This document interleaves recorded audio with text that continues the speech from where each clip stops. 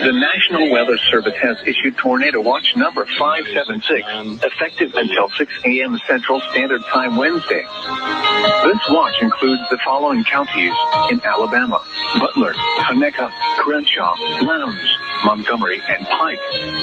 Remember, a tornado watch means the conditions are favorable for the development of severe weather, including tornadoes, large hail, and damaging winds in and close to the watch area.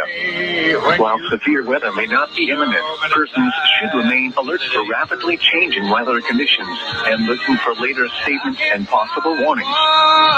Stay tuned to NOAA Weather Radio, commercial radio and television outlets, or internet sources for the latest severe weather information. Repeating, Tornado Watch number 576 has been issued until 6 a.m. Central Standard Time Wednesday for the following counties in Alabama: Butler, Conecuh, Crenshaw, Lowndes, Montgomery, and Pike.